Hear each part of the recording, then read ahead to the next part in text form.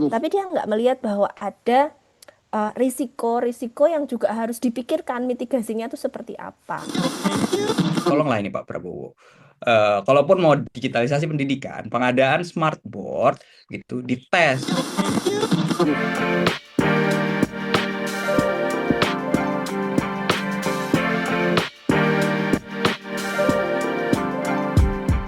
Hai sahabat TCID, kalian sedang mendengarkan podcast Suara Akademia.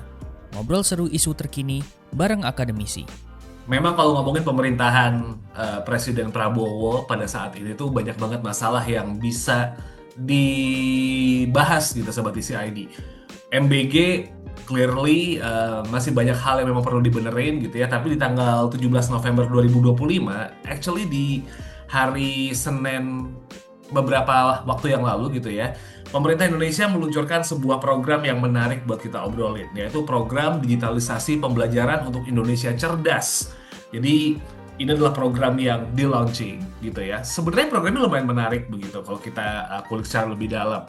Di tengah situasi pendidikan Indonesia yang masih, what do I have to say? Pendidikan yang masih belum merata begitu kualitasnya, terus juga kalau ngelihat situasi kualitas guru juga menjadi pertanyaan, apakah program ini bakal menjadi program yang sukses untuk dijalankan atau justru malah ngebuat situasi jadi makin sulit gitu. And yep, for this episode kita bakal ngomongin soal program ini yang baru saja di launching tanggal 17 kemarin. Kita rekaman di tanggal 21 ya, agak lumayan panjang jedanya. Jadi kayak sekitar 4 hari lalu program di launching. And for this episode kita bakal ngobrol bareng sama, tidak sama akademisi, tapi kita ngobrol sama internalnya tim TCID. Ada dua orang yang bakal dijak ngobrol. Yang pertama adalah our lovely managing editor, Bapak Robi Irfani Makoma yang barusan aja pulang dari Australia. Sup, mate? Bisa, Mei. Gitu dong. Gimana Australia, Pak? Dingin, Mei. Ah, Mendung-mendung mesra. akulturasi bahasa yang dingin, mate. Kirain kayak the weather is um, unpredictable. Kirain kayak gitu logat-logatnya. But ya, forget about it. More Dan juga sunshine today. So ya, yeah, Melbourne is good. Good city, warm Melbourne. people. Ya, Mister, want you want take a picture, Mister?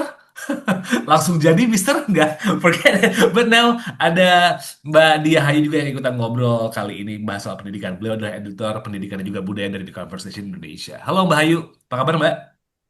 Halo, baik-baik. Oke. Jogja aman, Jogja aman. What's up, mate? Kenapa jadi orang Australia semua jadi kayak Kan moodnya Asia. dekat. Jadi Australia kan kayak cuma selatannya Parangtritis kan. betul. Selatan banget, hanya banyak. Tapi flightnya itu belasan jam ya, sama transit dan bikin lag gitu. Buat orang yang pernah terbang Iya. Australia pasti kayak capek, apalagi kalau naik pesawat-pesawat yang leg roomnya nggak kuat. But anyway, stop curhat ya. Kita lanjut ke ke yang pertama. Buat bahasan soal program digitalisasi pembelajaran untuk Indonesia Cerdas. Mas Ipang, lo ngeliatnya gimana nih program ini tiba-tiba dikeluarin ketika pendidikan Indonesia jadi sorotan dan sepertinya yang difokusin tuh pertama lebih ke bukan ke pembelajaran tapi lebih ke gizi peserta didiknya nih. What do you think about this program nih? Kalau kita ngomongin digitalisasi, sebenarnya kan ini bukan yang pertama ya pemerintah gitu. Dari zaman Pak SBY juga udah ada, bahkan banyak. Dan eh, belajar dari masa lalu, sebenarnya dari aku sih cukup skeptikal sama program ini gitu, karena dari detail-detailnya sepertinya mungkin nggak banyak yang berubah gitu. Masih fokusnya ke pengadaan, masih rely ke teknologi. Padahal sebenarnya nanti mungkin Hayu yang lebih mengerti gitu ya soal ini. Tapi padahal sebenarnya masalah pendidikan di Indonesia tuh bukan di situ gitu. Jadi ya kita masih skeptis lah soal ini. Oke, tapi lu ngeliat ada long term vision yang oke nggak sih dari launching program ini nih? I mean, kan kalau ngelihat lirik rapnya Pak Jokowi beberapa tahun yang lalu sama J-Flow gitu ya kan, ini zaman digital era teknologi gitu. Itu meme-nya bertebaran banget kemana-mana. Can you see the Eh, long term vision about this program? Sayangnya enggak ya, karena tidak dibarengi sama basic needs-nya di sekolah-sekolah gitu. Hmm. Sekolah itu ya bukan jangan lompat ke teknologi dulu, tapi lihat aja lantainya, gampang rusak atau enggak plafonnya gitu. Kita jangan ngomong yang lain dulu deh gitu. Karena digitalisasi bukan cuma teknologi tapi kayak eh, apa namanya gimana membuat ruang kelas itu benar-benar nyaman gitu untuk belajar apalagi secara digital gitu sih. I see. Mbak Ayu, ada opini yang beda kah atau mungkin kayak sama, or maybe you want to elaborate soal hal ini nih Mbak, kayak program digitalisasi pendidikan untuk Indonesia cerdas ini Mbak? Iya, ya sebenarnya benar sih yang dibilang Mas Ipang tadi ya. Ini bukan yang pertama dan feelingku sih bukan yang terakhir juga gitu.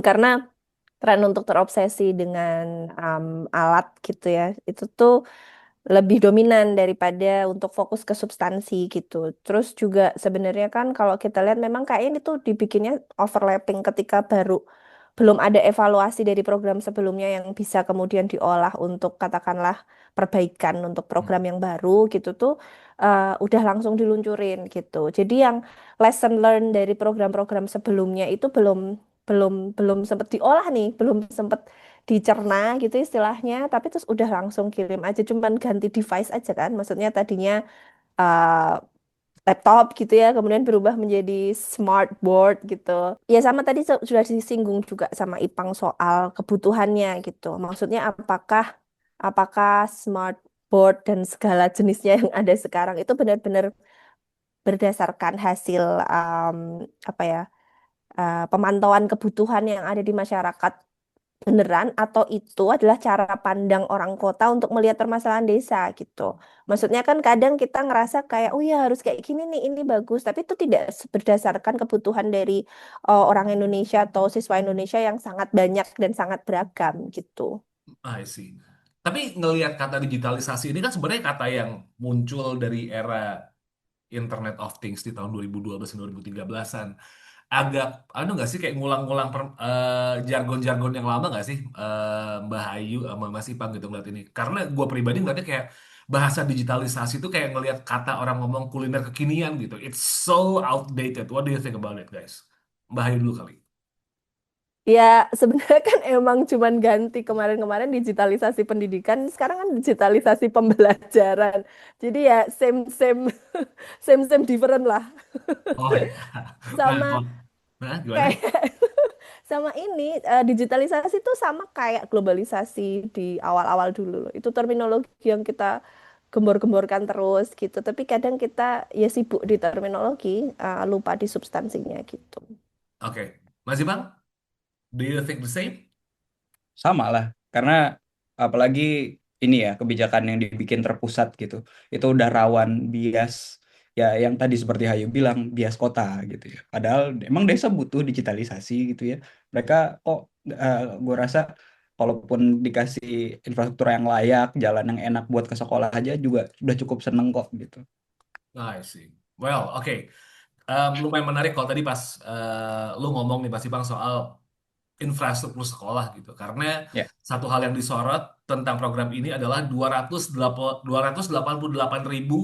interaktif flat panel alias digital board yang bakal didistribusin ke sekolah-sekolah di seluruh Indonesia. Lo ngelihatnya ini kayak jadi langkah gegabah nggak sih? Kayak pengadaan lagi, pengadaan lagi. Belum Chromebook selesai, ada lagi nih barang-barang digital dibeli lagi buat sekolah nih. ya. Um, do you think it's gonna be apa ya kayak repetitions for the same problem gitu? Jadi sekolah dibeliin barang, tapi ujung-ujungnya malah guru nggak bisa make karena what listrik sekolah belum siap lah, internetnya belum kenceng lah, atau em, apa gitu maintenance yang nggak dipikirin lah. Lu ngeliatnya gimana nih dengan langkah yang kayak gini nih? Iya, itu langkah yang rawan ya. Gue mengutip sebenarnya si ICW tuh sempat melakukan kajian serupa gitu. Pas waktu programnya Chromebook gitu. Si ICW jelas mengkritik kalau misalnya yang ujung-ujungnya pengadaan itu tanpa didahului tata kelola yang memadai gitu ya. Jadi gimana siapa yang ngadain, terus gimana penyalurannya ke sekolah, gimana pengoperasiannya. Nah, itu bakal rentan tuh, rentan penyimpangan, rentan mismanagement, terus rentan kegagalan atau proyek yang mubazir. Nah, itu ada banget di situ. Nah, dan gue lihat dari kebijakan yang ada itu seakan mengulang kesalahan yang sama gitu. Jadi 280.000 itu 288.000 itu dengan asumsi desa kita, sekolah-sekolah yang di desa itu lebih banyak daripada sekolah yang di kota. Ini akan justru menciptakan ratusan atau mungkin eh, berapa banyak gitu ya persoalan di masa depan. Itu yang gua khawatirkan sih. Nah, Bahayu, khawatir soal infrastruktur, yes, it's a thing gitu. Um, in my own perspective, kekhawatiran guru yang make itu justru menjadi hal yang lebih besar. I mean, iya betul, infrastruktur harus disiapkan, tapi kualitas guru untuk menggunakan ini dan juga melangsungkan proyek digitalisasi itu tuh kan another things yang juga krusial kan. Nah, dengan situasi yang kayak gini nih, peran guru gimana Mbak Ayu ngeliatnya? I mean, perubahan kurikulum udah bikin mereka capek. Itu satu gitu ya. Perubahan habit siswa bikin metode pelajaran yang diajarin di kampus pendidikan, at least hal yang aku tahu gitu, hal yang gue tahu, sometimes irrelevant. Yang ketiga, em, orang lulusan kampus yang canggih juga nggak mau jadi guru gitu. What do you think about the situations, especially yang bakal jadi pengajar nih? Ya, emang gimana ya? Sebenarnya tuh kan kalau dilihat dari evaluasi program sebelumnya atau kritik atas program sebelumnya itu kan banyak ya tulisan-tulisan di TCID yang sudah membahas itu juga gitu, bahwa ada kebijakan-kebijakan itu yang terlalu dipaksakan dan akhirnya inefektif gitu. Di tengah di tengah narasi yang katanya kita tuh mau serba efektif nih, mau tepat sasaran nih, tapi langkah-langkahnya itu malah menjauh dari itu demi janji-janji apa ya janji-janji kampanye yang mungkin itu eh, cuman kalimat bersalut gula gitu loh, nggak ada isinya. Nah, kalau ngomongin soal guru ya tentu saja jadi guru di era teknologi sekarang tuh tantangannya jelas lebih besar dan itu juga jadi salah satu catatan untuk program semacam ini gitu. Maksudnya pengadaan barang, pemberian alat itu harus juga disertai dengan kesiapan-kesiapan, nggak cuman kesiapan infrastruktur yang tadi udah dibilang Mas Ipang gitu, tapi juga kesiapan resources, kesiapan gurunya sendiri gitu. Kita bukan sedang mengatakan bahwa oh kapasitas guru di Indonesia itu tidak mumpuni atau apa enggak, tapi kita harus membuka diri terhadap fakta bahwa kapasitas guru di Indonesia itu juga macam-macam gitu. Titik berangkatnya bisa beda-beda, kebutuhan anaknya beda-beda, cara pendekatan pembelajarannya juga beda-beda. Dan itu nggak apa-apa gitu. Yang menjadi salah adalah ketika itu didekati dengan satu solusi yang disamaratakan. Nah, kemarin juga ada tulisan terbaru tentang pengadaan smartboard ini. Bukan tulisan sih, lebih komentar gitu dari salah satu ahli yang kita wawancara gitu di TCID adalah bahwa ya kapasitas guru tuh harus di istilahnya kalau lagi mau membangun, bayangkan pendidikan sebagai rumah gitu ya. Kalau kita mau bangun sebuah rumah itu jangan mikirin aksesorisnya dulu, jangan beli TV-nya dulu gitu. Ya. Tapi kan harus dipikirkan fondasinya, kerangkanya, atapnya tuh kayak apa, termasuk di dalamnya kapasitas guru itu gitu. Sudah banyak guru-guru yang mengeluh bahwa pada akhirnya alat-alat itu tuh menjadi ya useless gitu karena kalau yang Chromebook kemarin ya mereka nggak tahu gimana cara makainya atau mereka kesulitan listrik aja belum ada, internet tidak stabil kan, jadi demi apa gitu, maksudnya kita sama-sama invest uang berapa triliun ya yang kemarin aku lupa tapi gede gitu angkanya, sama-sama buat invest itu kenapa nggak sebelum itu kita siapin dulu gurunya, kita tanya, mereka lebih butuh laptop atau mereka lebih butuh smartboard atau mereka mungkin lebih butuh iPad, nggak tahu. Kayak gitu loh. Jadi berangkat dari yang benar-benar dari kebutuhan yang ada di lapangan dulu gitu. Dan sudah banyak, kalau pemerintah mau membuka mata tuh sudah banyak hasil riset yang menunjukkan uh, bolong-bolong dari program sebelumnya yang bisa ditambal dengan temuan riset itu gitu. Ya. Atau mungkin coba ditanya ke guru-guru, atau mungkin butuhnya adalah gaji yang lebih besar. Nah, itu juga Itu kayaknya lebih krusial ya, kesejahteraan guru. Tapi, sangat. tapi Mbak Ayu, lanjut nih ngobrolin soal situasi tentang persiapan guru nih. Ini mencoba mengcounter pertanyaanku pribadi sih sebenarnya ya soal bagaimana guru itu tuh kan harus dicek dulu kemampuan, kompetensi dan juga kebutuhannya. Tapi pemerintah juga sempat ngejawab nih, bakal ada pelatihan 64.000 guru yang masuk dalam program ini. Is it enough? Atau cuman kayak pelatihan yang penting anggaran keluar aja? Gimana nih? What do you think about it? Nah, itu em, kadang tuh gimana ya? Semuanya itu kan ada arsitektur dan ada struktur. Maksudnya apa dulu? Ada prioritas gitu ya. Menurutku itu nggak bisa bareng. Harusnya guru dulu pelatihan, baru alat distribusikan. Atau kalaupun mau alat distribusi dulu keluar gitu ya, pengadaan barang dulu, ya survei ke sekolah-sekolah yang memang sudah siap.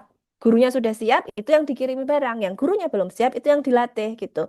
Tapi kan kadang, aku nggak tahu ya apakah ini ada hubungannya dengan beberapa program itu kan memang dicari program yang tepat cepat terserap gitu loh. Pengadaan barang itu kan cost yang gede banget dan gampang. Pelaporannya itu gampang. Oh, sudah dibeli, sudah didistribusikan gitu. Sementara kalau pelatihan guru kan mungkin harus ada indikator yang jelas, harus ada feedback, harus ada evaluasi, harus ada gitu.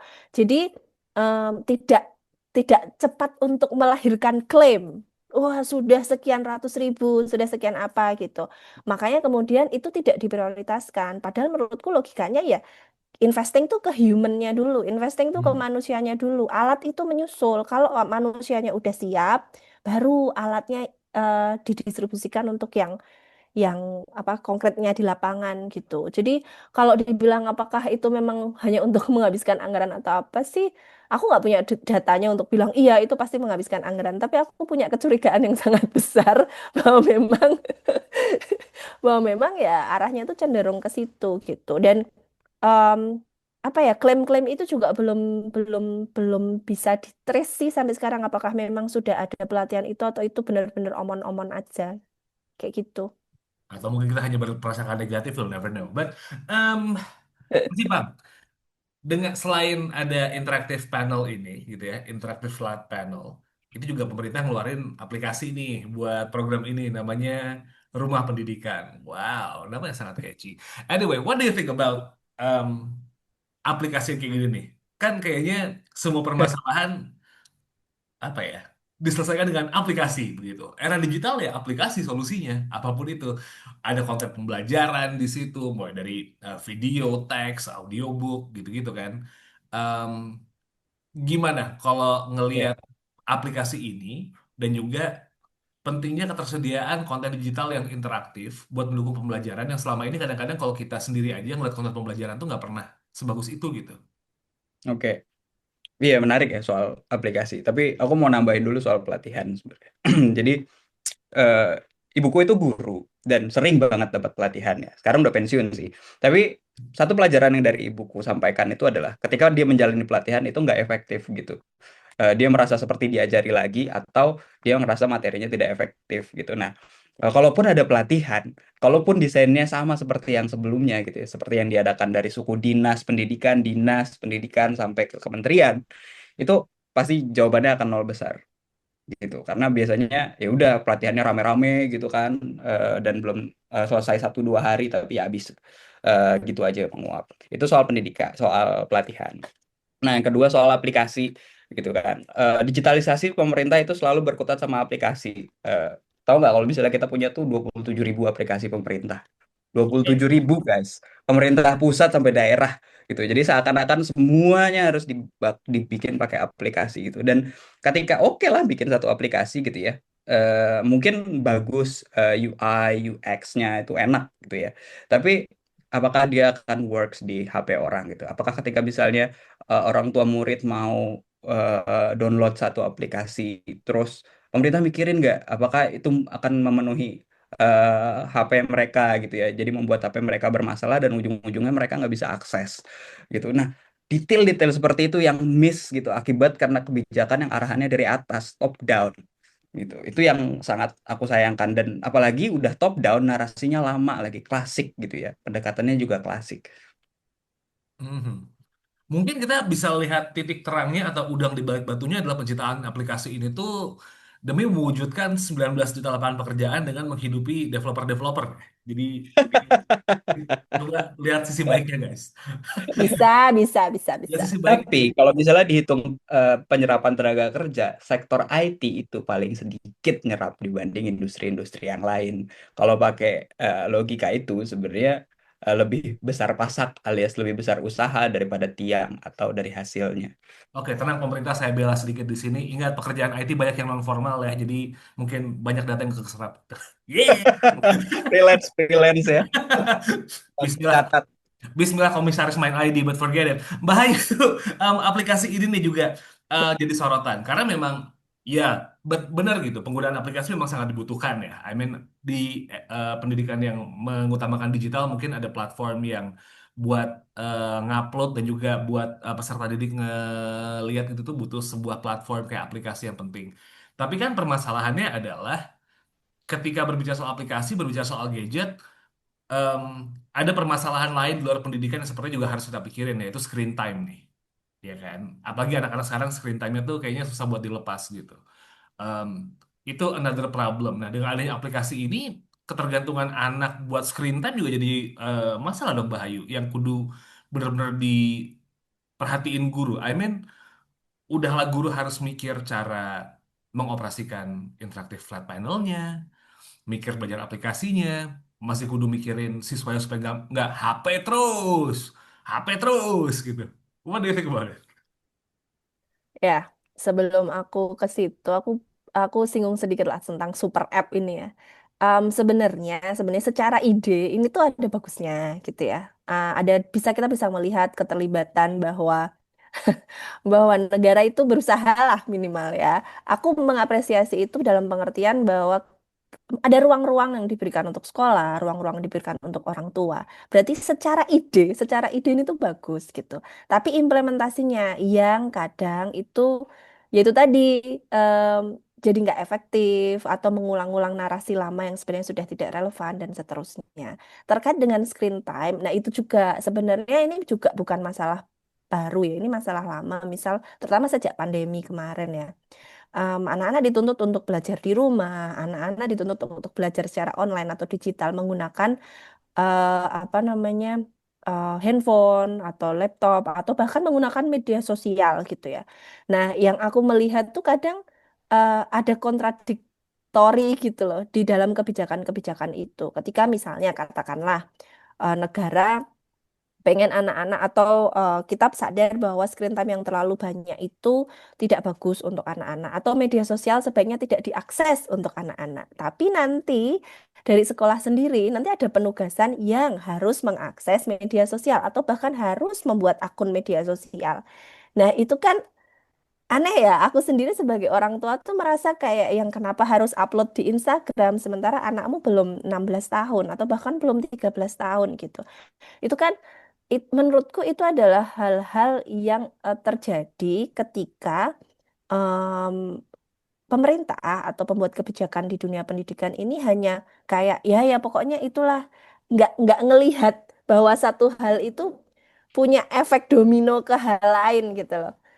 Ya pokoknya lihat aja dulu lihat di YouTube, tapi akun YouTube yang seperti apa? Kalau iklannya itu tidak cocok untuk anak-anak, terus gimana? Nggak semua orang tua itu tahu misalnya ngeset YouTube-nya jadi YouTube Kid misalnya atau apa. Nah, dengan adanya pembelajaran lewat smartboard yang semuanya digital itu, kalau pertanyaannya adalah apakah itu akan meningkatkan risiko screen time? Ya kalau aku sih bilangnya iya gitu ya. Karena kan berarti di sekolah mereka akan full screen time. Di rumah, katakanlah mereka memang punya screen time setengah jam atau 1 jam sehari gitu ya sebagai kompensasi karena sudah lelah menghadapi dunia persekolahan gitu. Em, jadi nambah kan gitu. Dan tanpa itu pun sebenarnya kalau yang aku lihat gitu di beberapa sekolah tuh kadang guru-guru juga sudah menggunakan screen untuk membantu mereka mengajar. Jadi kalau yang maksudnya ngobrol lah antara kementerian tuh ngobrol karena masalah manusia itu berkesinambungan gitu. Pendidikan, komunikasi, informasi, media sosial itu kesehatan itu tuh nyambung satu sama lain. Jadi jangan membuat kebijakan yang hanya ngelihat dengan kacamata kuda. Pokoknya kayak gini nih, ini bagus nih kayaknya gitu ya. Tapi dia nggak melihat bahwa ada risiko-risiko yang juga harus dipikirkan mitigasinya itu seperti apa. Kayak Mhm. gitu. So, is it safe to say sebenarnya sebelum launching program tuh studi kelayakannya kudu bener-bener dalam, apalagi ini soal SDM gitu nggak sih, Mas Ipang, Bahayu? Kayaknya kayak tadi gitu, kayak idenya bagus, tapi kan kalau mengutip kata orang-orang yang sudah terkenal tuh, the devils is in the detail. Nah, gitu. Logat ngomong nggak bisa ngikutin ya. Susah, susah, susah. Soalnya udah keren. Detailnya di situ. Logatnya logat Apa? logatnya logat mana? Logat nggak usah ntar ketahuan Melbourne siapa. lah, Melbourne.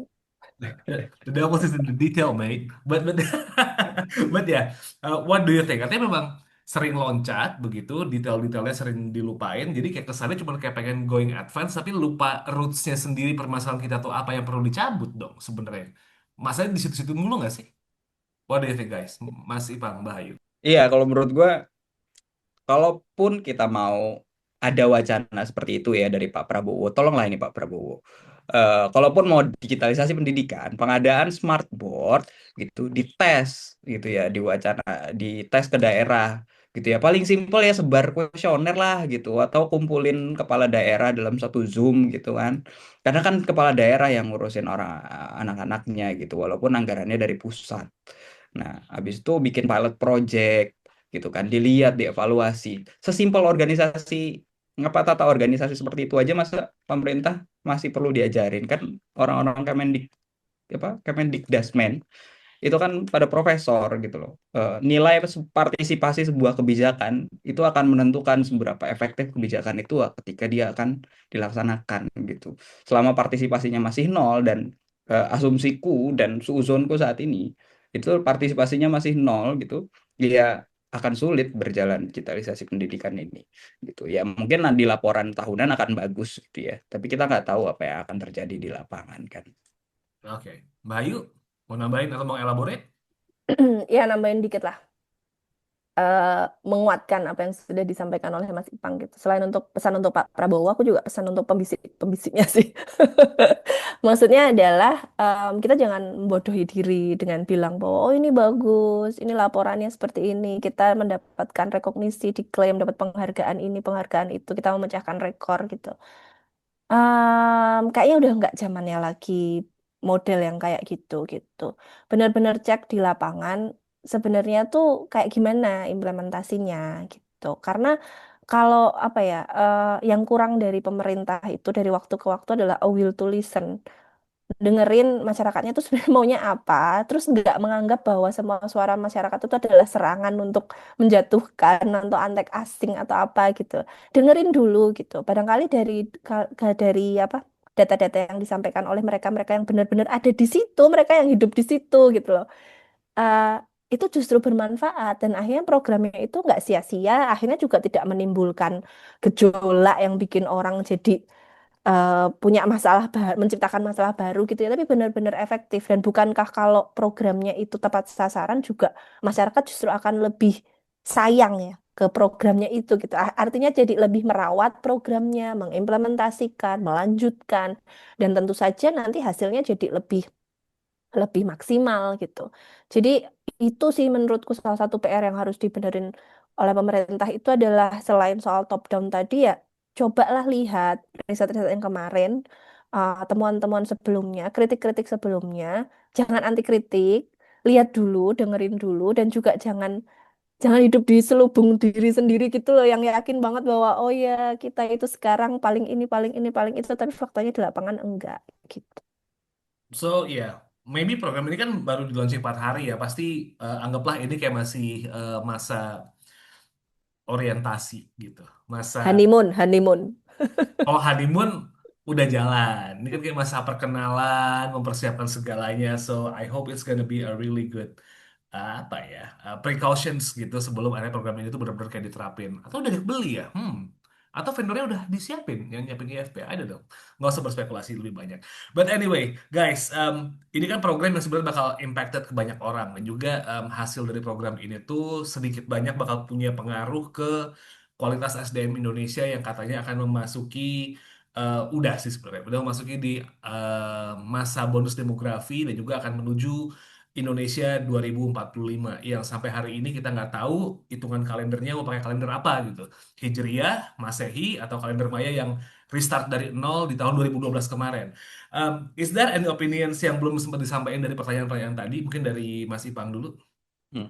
Kalau dari aku reiterating aja sih, bahwa kunci dari apa banyak studi gitu ya, kunci dari sebuah kebijakan public policy yang berhasil itu adalah pertama governance yang baik gitu, dan kedua partisipasi gitu. Tanpa dua hal itu bakal sulit kita menaksirnya gitu. Apalagi begitu dikritik, eh, pemerintah bukannya dengerin malah ngasih apa namanya input yang gak bagus gitu buat para kritikusnya. Itu aja sih dari aku. Oke, Mbak Ayu.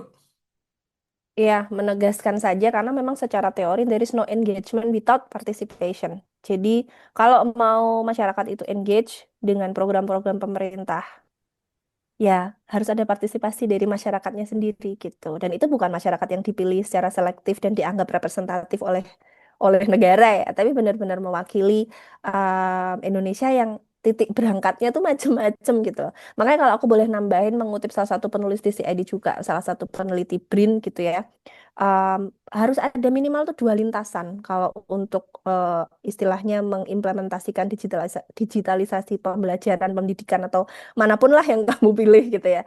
Yang pertama memang untuk sekolah-sekolah yang sudah siap, nggak apa-apa langsung gaspol karena mereka sudah siap gitu. Yang lain beresin dulu struktur, resources gitu-gitu. Sehingga gap, sebenarnya masalah di Indonesia itu kan kesenjangan yang paling terasa itu. Kesenjangan skills, kesenjangan resources, kesenjangan akses gitu-gitu. Gapnya itu makin tipis dulu nih, makin makin kecil gitu. Itu dulu beresin, baru nanti kita larinya bareng gitu. Karena kan memang kalau mau larinya jauh katanya harus bareng nih. Kalau mau larinya cepat ya udah sendiri aja duluan sana itu yang tadi lintasan pertama gitu. Tapi kan sebagai negara ya kita harus larinya bareng kan. Makanya ya udah pakai dua lintasan tapi yang jadi fokus tuh beda gitu. I see. So, ya, kita berharap sebenarnya program ini bukan jadi program yang akan sekedar menghambur-hamburkan uang tapi nggak ada hasilnya, tapi paling nggak ada beberapa hal memang harus kaji kembali atau mungkin diperhatikan lebih serius gitu ya sebelum akhirnya benar-benar diterapin gitu. Tidak hanya permasalahan vendornya di mana untuk membeli panel atau mungkin membuat aplikasinya, tapi bagaimana guru, infrastruktur sekolah, dan juga menjaga siswa ketika menggunakan aplikasi itu tuh menjadi lebih bagus dan akhirnya kualitas pendidikan tuh jadi lebih naik gitu. So, ya, itu obrolan kami di Suara Akademia kali ini. But this is gonna be the last questions, guys. I will be honest gitu. Ada yang lebih seru nggak nih dari hal ini yang bisa dibaca sama Sobat TCI ini lagi dengerin? Mungkin dari Desnya Mbak Hayu lagi ada apa yang upcoming yang bakal seru buat dibaca atau yang udah publish gitu? Maksudnya yang berhubungan sama digitalisasi pendidikan. Apapun, apapun. Mungkin Atau ID yang seru buat dibaca. And maybe orang mungkin lagi malas buka website, tapi sebenarnya ada yang menarik gitu. Ada hidden gem di website, di section pendidikan dan budaya gitu. kalau di TCID itu sebenarnya semuanya hidden gem. Tapi beneran, kalau memang para apa ya, sobat TCID yang dengerin podcast ini gitu butuh alternatif bacaan lain gitu ya yang menawarkan narasi yang nggak itu-itu aja gitu tuh banyak banget yang bisa ditemuin di TCID gitu. Kayak kemarin ini yang baru saja aku publish tapi ini mungkin tidak secara langsung berhubungan dengan kebijakan pendidikan ya itu tentang perjanjian Linggajati yang kita pelajari di buku-buku sekolah gitu dan bagaimana ternyata narasi yang nggak lengkap yang itu juga sempat muncul di penulisan sejarah nasional itu ternyata udah jadi kayak semacam kebiasaan quote-unquote kebiasaan orang Indonesia ketika menuliskan atau mewariskan sejarah gitu. Terkait kebijakan pendidikan, beberapa tulisan terkait sekolah Garuda, sekolah rakyat itu juga penulis-penulis CCID banyak bahas. Terbaru nanti mungkin minggu depan itu akan terbit tulisan tentang tes kemampuan akademik yang baru saja kemarin November, awal November itu dilakukan oleh anak-anak SMA di seluruh Indonesia gitu. Dan kita bakal melihat gimana TKA itu apa ya, mengembalikan logika kita yang terobsesi dengan tes dan pengukuran berstandar nasional gitu. Ditunggu ya, ditunggu ya. Ya, langsung aja cek di Coming website. soon, coming soon. Amazon, alright. Masih Bang, ada lagi nggak nih yang seru nih sebagai bos dari kami-kami ini? Pak Bos, ada nggak Pak Bos? Eh, Sebenarnya ini sih, kalau mau terkait digitalisasi itu eh, minggu-minggu ini tuh TCID lagi banyak keluarin artikel soal AI gitu. Dan perspektif dari para penulis itu menarik gitu kan. Gimana misalnya ada orang-orang tuh udah mulai lelah sebenarnya sama AI. Mungkin ini juga pelajaran buat pemerintah dan terutama Pak Wapres ya, yang sering menekankan soal AI, blockchain, machine learning gitu kan. Nah, itu mungkin bisa dilihat lagi gitu opini kami yang memang sebenarnya basicnya berbasis research gitu. Terus saya juga ada soal pelajaran AI di pendidikan dan segala macam itu lagi banyak kita terbitin. So kalau butuh informasi yang instan gitu ya, nggak perlu pakai policy brief dan segala macam, kayaknya teman-teman terutama di policy makers bisa ngelihat ini deh buat bahan bisik-bisik ke presiden. Oke. That's a wrap for this episode, Sobat Isi ID. Mas Ipang, Bahayu, thank you so much for the time buat ngobrol kali ini. And also don't forget to follow our social media at Conversation IDN. You can check it on X, Instagram, TikTok, whatsoever. Di semua akun sosmed kita namanya sama. Dan follow Suara Akademia di Spotify dan juga YouTube Music. And subscribe our YouTube channel di The Conversation Indonesia. Saya Muhammad Syarif signing out. I'll see you on next episode, Sobat Isi ID. Hope you have a nice day. Wassalamualaikum. Kalian telah mendengarkan podcast Suara Akademia, ngobrol seru isu terkini bareng akademisi.